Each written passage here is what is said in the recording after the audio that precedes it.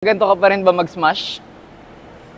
So what is up guys, ito na ang inaantay nyo, ang ating smash tutorial na legit na. Katulad yung sasabi ko guys, hindi naman ako coach, so hindi ako qualified magturo sa inyo. Kaya kung madalas kayo dito guys sa Power Play, kilalang kilala nyo na tong kasama ko. Kasama ko ngayon si Coach Nadal. Halika, ituro ko sa inyo kung paano para swabe ka sa court. Ang tamang pag-grip para sa smash, tinatawag nila na gun type. Para makita mo na tama yung hawak mo, kailangan mo siyang feel yung racket galing sa taas and then pababa sa grip. Tamang paggalaw ng wrist natin, pag tinaas natin yung racket from back to front, yung movement niya is normal lang muna na back, forward. Ganyan. So nakita nyo, yung movement niya ay magkaiba sa movement ko. Stop. Yung sa kanya, nagmo-move siya na nakataas yung finger. Ganon. So hindi ka magkakaroon ng power dyan kapag tinira mo na yung bola. Ayun.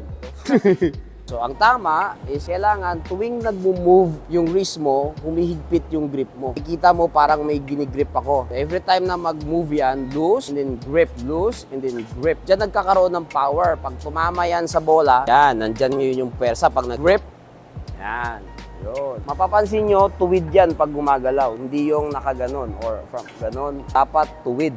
Pagka pumalo ka na, ito yung stance mo. Umangat yung bola, stretch, ang tawag dyan stretch. Yung paa mo dapat naka-tiptoe din yan. Kasunod dyan is drop sa back, haharap ka, and then wrist. So from back, then wrist. Pag tumama na yan, grip. And then babagsak yan pag ganon. And then bagsak sa kabilang side ng follow through niya. Stretch, drop, sway. So yan ang swing. Pag nag-deliver ka, boom!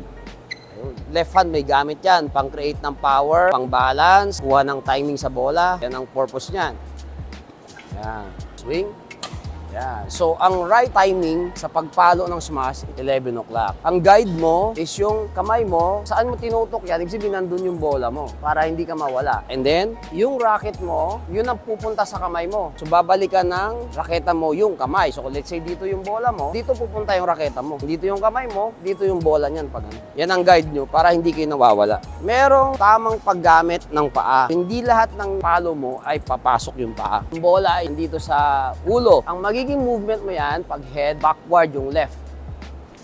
Pagka naman, ang bola is nasa front, 11 o'clock, yan yung twisting lang. Bang! So, hindi mo na kailangan mag-step. Ginagamit lang yan kapag yung bola ang layo nasa unahan mo. Yan ang basic.